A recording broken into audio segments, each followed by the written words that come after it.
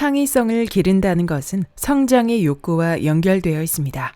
현재와 타협하지 않고 더 나은 나를 꿈꾸며 남들과 다른 나만의 고유성을 찾아 세상에 표현하고 싶은 자아 실현적 욕구 말이죠.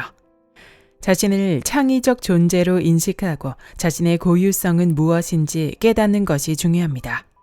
이 책을 통해 삶을 더욱 확장해 가길 바랍니다. 안녕하세요. 따뜻한 책 한 잔입니다. 오늘 여러분에게 읽어드릴 책은 지금 시작하는 생각 인문학, 지은이 이화선, 발행 비즈니스북스, 발행일 2020년 4월 24일입니다. 혁신과 아이디어, 창의성은 시간이 흐를수록 더욱더 요구되는 능력입니다. 공부에서든 일에서든 심지어 개개인의 삶에서든 새롭고 흥미로운 일들을 펼쳐내는데 사람들의 관심과 욕구가 높아졌습니다. 풍부하고 재미있는 생각들이 흘러 넘치는 세상에서 누구나 할 수 있는 생각, 남들과 똑같은 생각만으로 돋보이기 어렵습니다. 정해진 정답과 이론을 꿰뚫고 있는 똑똑한 사람들이라도 틀에 박힌 생각만 가지고서는 세상에 새로운 가치를 제안할 수 없기 때문입니다. 지금 시작하는 생각 인문학은 15년 넘게 창의성에 대해 연구해온 저자의 통찰과 이를 바탕으로 10여 년간 수천 명에게 강의해온 생각 수업의 핵심을 담아낸 책입니다. 책에 담긴 폭넓고 다양한 분야의 여러 사례와 함께 새로운 생각을 발견하는 흥미로운 테스트들을 직접 시도해보며 지금껏 추상적으로만 알았던 창의성, 즉 세상에 없는 나만의 색깔이 담긴 생각이 어떻게 탄생할 수 있는지 깨달을 수 있을 것입니다. 그럼 지금부터 본문 일부를 낭독해드리겠습니다. 창의적인 삶, 생각 인문학을 말하다. 창의적으로 산다는 것은 어떤 의미일까요? 창의성을 발휘하려면 어떤 노력을 해야 할까요? 물론 아무것도 정해진 것은 없습니다. 다만 세상을 바꾼 사람들이 어떠한 삶을 열망하고 어떻게 살아왔는지를 살펴보면 도움을 얻을 수 있을 겁니다. 제가 살펴본 창의적인 사람들은 다른 사람들이 보지 못한 것을 인식하고 자신의 흥미를 끄는 무언가를 발견하면 남들보다 더 반짝이는 호기심을 보입니다.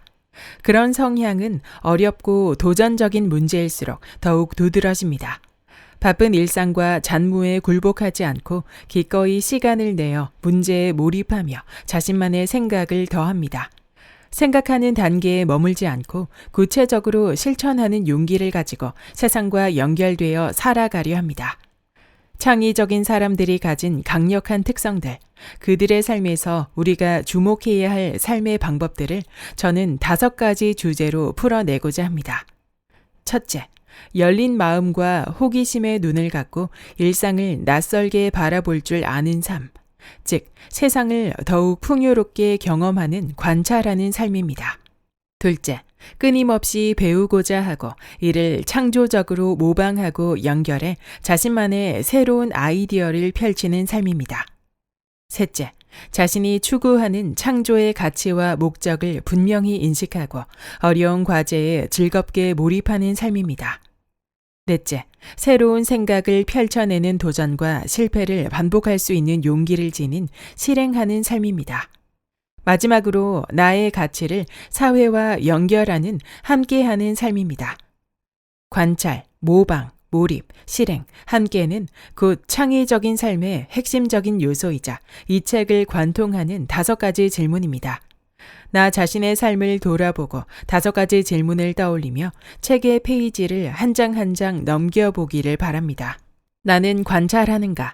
나는 모방하는가? 나는 몰입하는가? 나는 실행하는가? 나는 함께하는가? 5가지 질문은 하나하나가 창의성을 탐구하기에 충분히 가치 있는 대주제들입니다. 주제에 따라서는 글의 결이 달라지기도 합니다.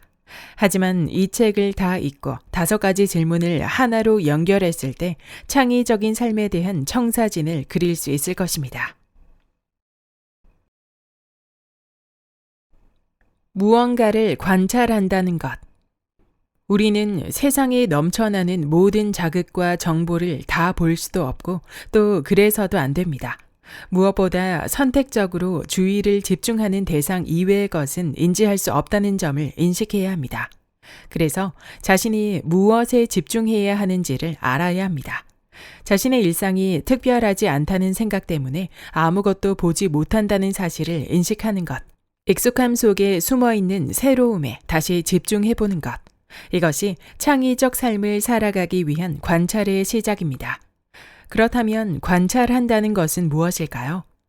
이창동 감독의 영화 시를 보면 김용택 시인이 등장해 사과를 본다는 행위에 대해 설명하는 장면이 있습니다. 여러분은 사과를 몇 번 보았나요? 1000번, 10,000번, 100만 번? 아니요. 여러분은 지금까지 사과를 한 번도 본 적이 없습니다. 진짜로 본 게 아니에요. 사과를 알고 싶어서 관심을 가지고 대화하고 싶어서 만지고 싶어서 보는 것이 진짜 사과를 보는 것입니다.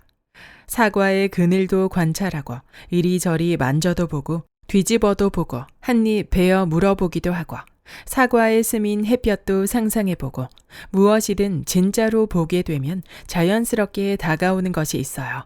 삶에 물이 고이듯이. 시인의 말처럼 우리는 사과 하나조차 제대로 본 적이 없을지 모릅니다. 관찰은 수동적으로 바라보는 행위가 아닙니다.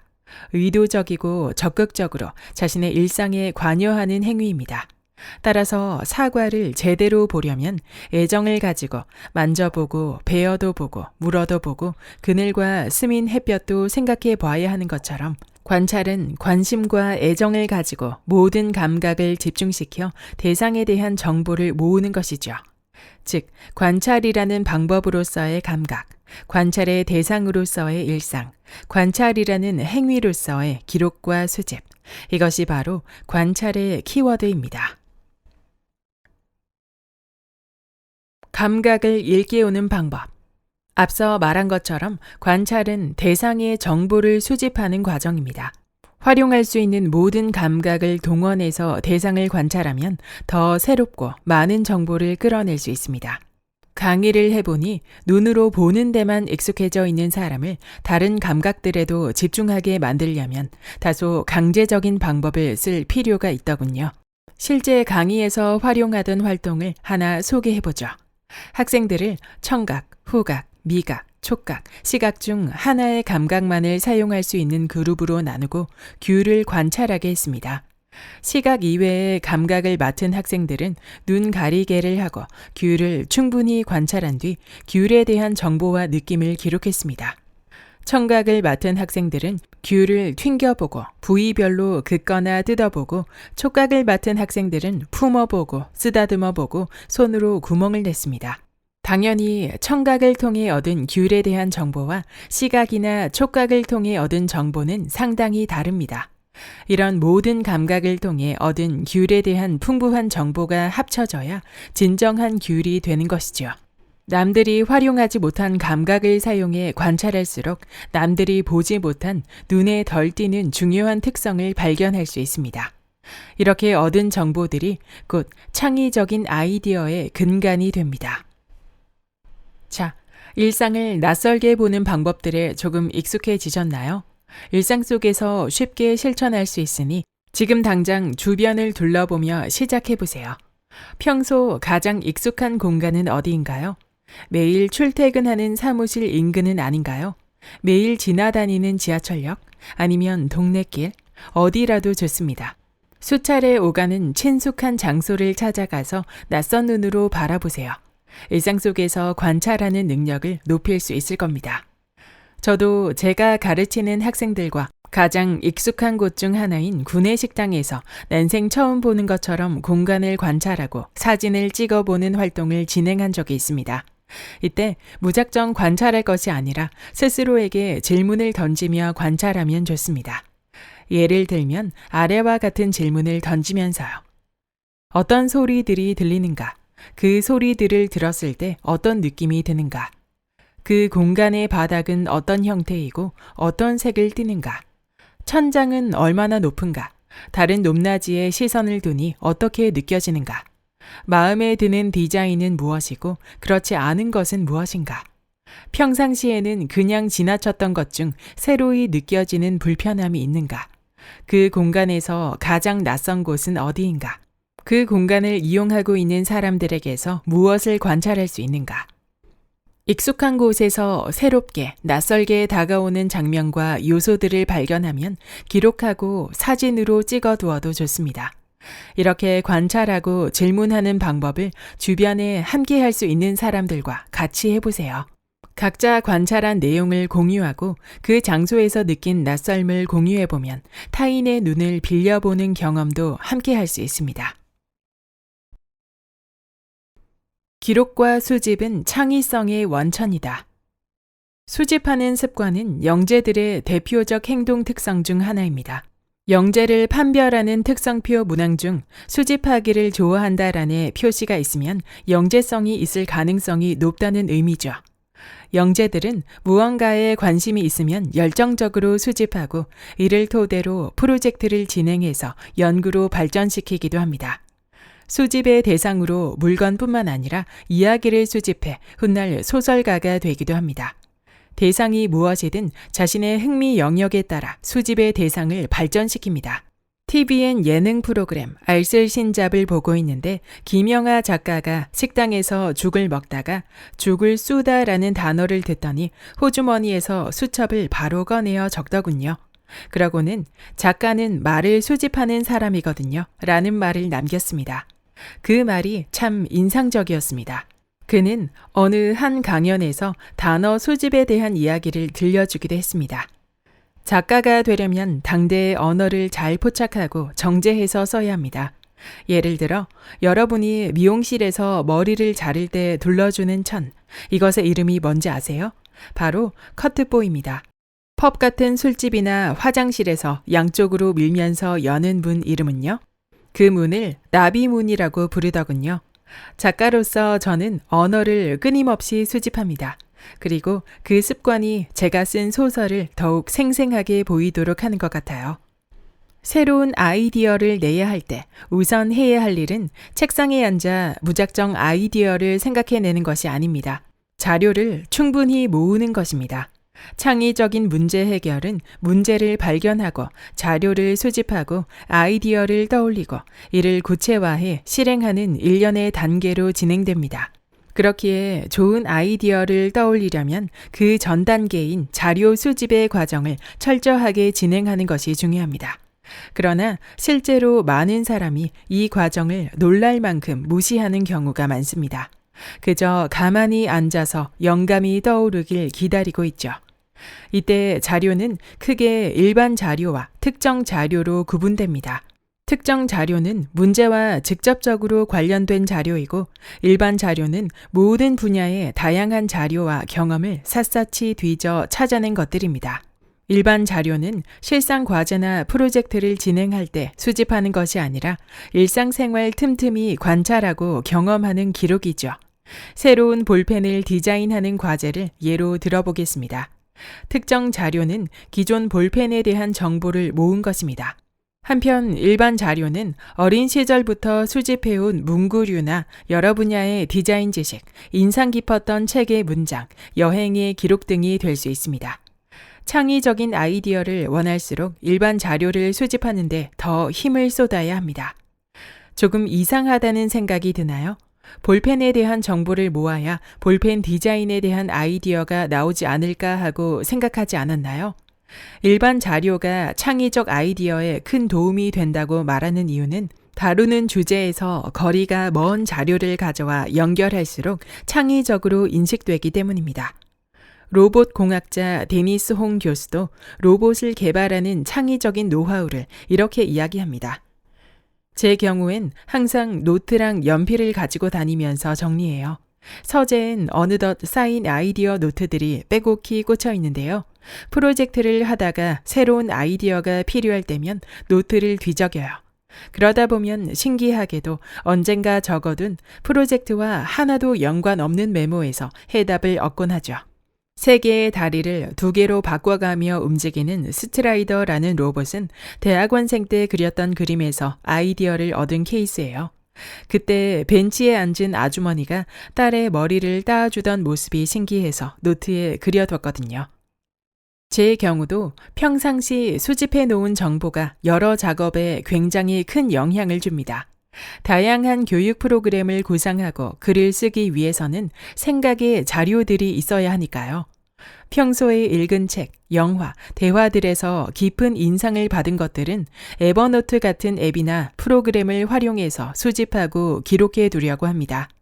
원문 그대로 긁어온 자료나 사진들도 있지만 웬만하면 그 순간 떠올랐던 생각들을 한 줄이라도 같이 적어 놓으려고 노력합니다. 수집된 자료는 자신만의 기준으로 분류를 해놓는 것이 좋습니다. 그래야 나중에라도 손쉽게 찾을 수 있고 카테고리 속에서 놀라운 유사성을 발견하는 경험도 하게 될 테니까요. 어쨌든 무언가를 보는 그 순간 그것이 아무리 좋았더라도 기록하고 수집해 놓지 않으면 창의성에 영향을 주는 자료가 되기 힘듭니다. 앞서 반 고흐가 잘 보는 능력을 갖는 것을 열망했다고 말했습니다. 제가 정말 좋아하는 반 고흐의 말은 이것입니다. 본 것을 기억할 수 있는 사람은 결코 허무하지도 생각에 목마르지도 않을 것이다. 때로는 수없이 많은 것을 경험한 것 같은데 돌아서면 허무해질 때가 많잖아요. 그것은 반 고흐의 말처럼 제대로 못 봤기 때문입니다. 정말 그 순간 경험하는 모든 것들을 하나하나 아무리 잘 보았어도 지나고 보면 기억은 흩어져 버리고 말아요. 기억력에도 한계가 있어 막상 그 순간을 떠올리고 싶어도 생각이 잘 안 나게 되죠. 따라서 기록과 수집은 우리의 기억을 한층 더 짙게 만들고 훗날 기억의 한계를 보완해주는 역할을 합니다. 그래서 관찰의 내용을 기록할 때 단어로만 간단히 적는 것보다 문장으로 세세히 적는 습관이 필요합니다. 먼 곳에서 가져온다는 것. 창조적 모방의 사례들이 갖고 있는 공통점, 즉 아이디어의 출처를 쉽게 알 수 없는 이유를 발견하셨나요? 가장 중요한 것은 아이디어의 원천을 먼 곳에서 가져왔다는 것입니다. 자신이 생각하는 주제로부터 멀리 떨어진 곳에서 재료를 가져올수록 아이디어의 원천을 더 찾을 수 없고 보다 더 독창적인 것으로 인식됩니다. 포도주의 앞찾기 구동 원리를 인쇄술의 영역으로 가져온 구텐베르크, 조류의 불이 구조에서 고속열차의 굉음 문제를 해결하는 아이디어를 가져온 신칸센, 바흐의 음악을 도안의 영역으로 가져온 애셔의 작품처럼 세상에 알려진 창의적인 사례를 보면 자신의 분야와 상관없는 분야에서 영감을 받은 사람들이 많습니다. 또한 눈에 바로 보이는 외현적 형태와 거리가 먼 이면의 원리를 전혀 다른 맥락으로 결합하는 것이 중요합니다. 여기서 먼 곳이 의미하는 것은 단순히 영역 간의 거리뿐만 아니라 시간의 거리도 포함됩니다. 현재로부터 시간을 거꾸로 되돌려 오래된 것에서 아이디어의 원천을 가져오는 것이죠.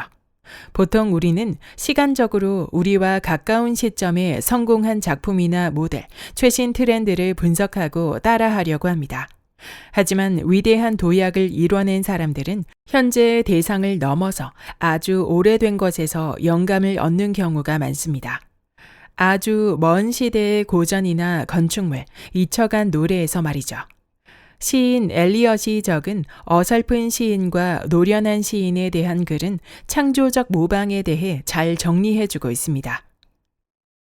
어설픈 시인은 흉내내고 노련한 시인은 훔친다.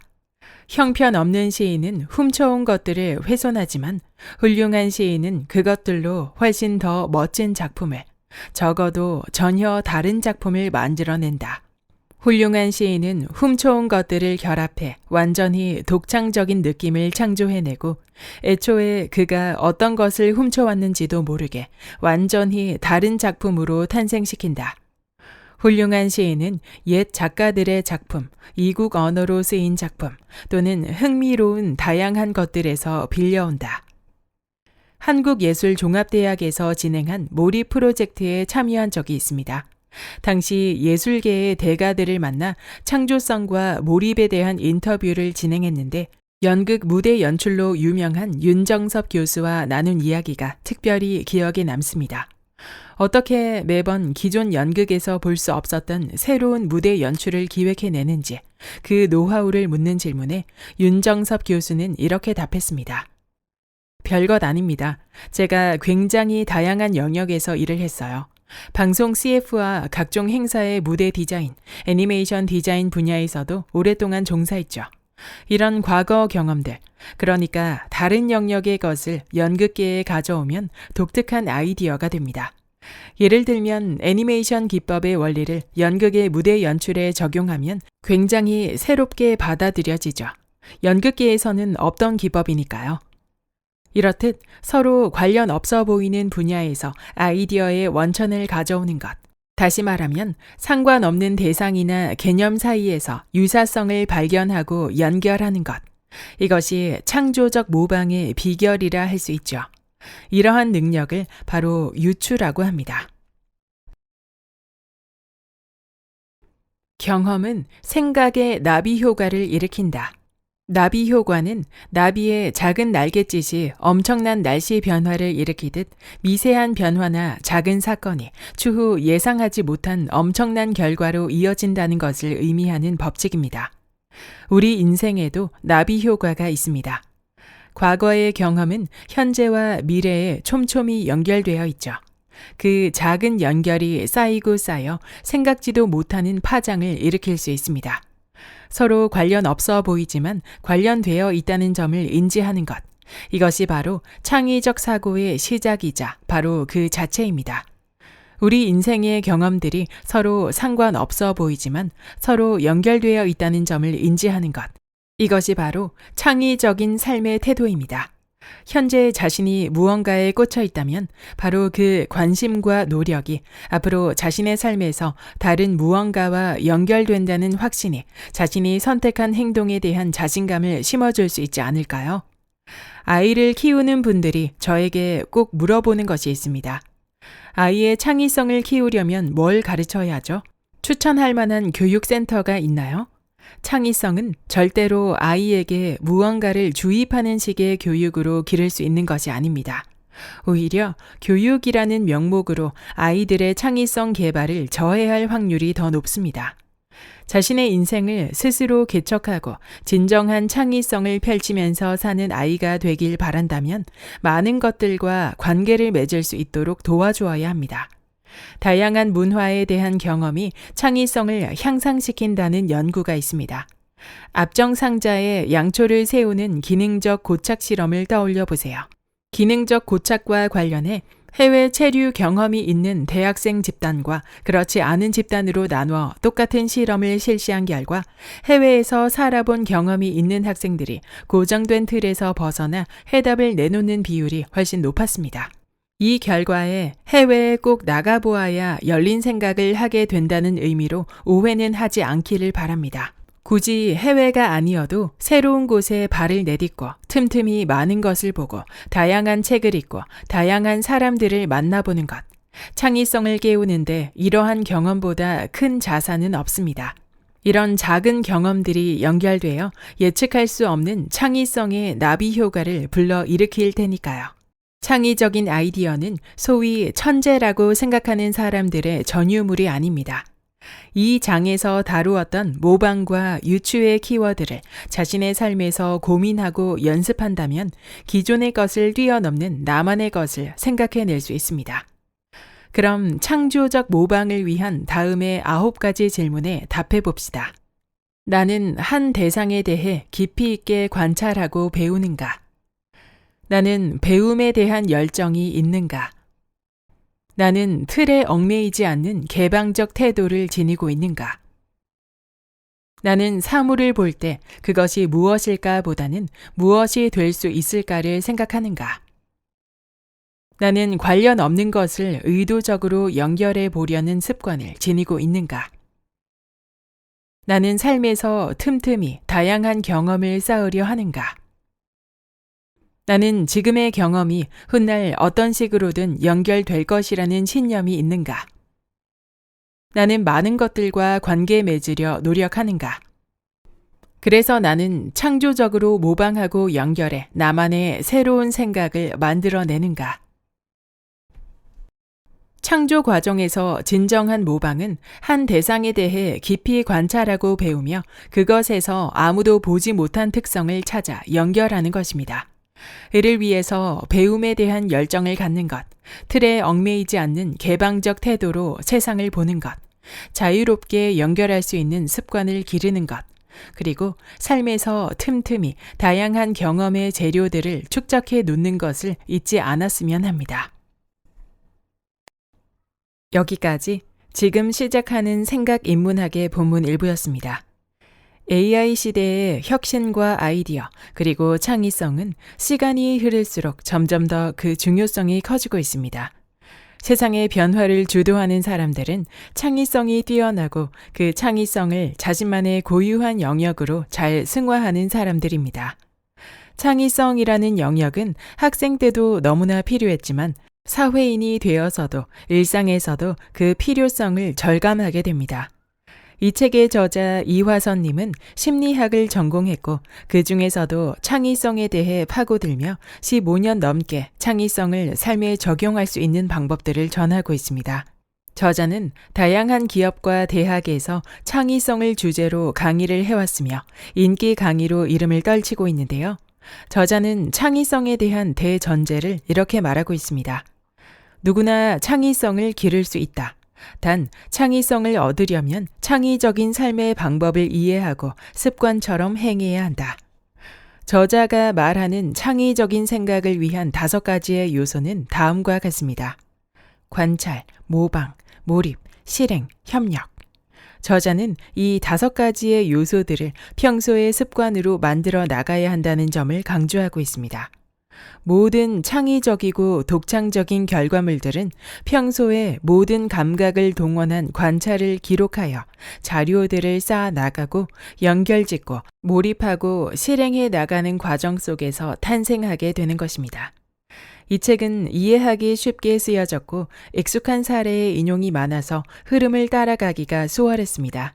저도 요즘 창의적인 생각에 대한 고민이 많았는데요. 창의성을 발전시키기 위한 여러 인사이트를 얻을 수 있어 뜻깊었던 책이었습니다. 여러분도 이 책을 통해 자신만의 독창성을 개발해 나갈 수 있길 바랍니다.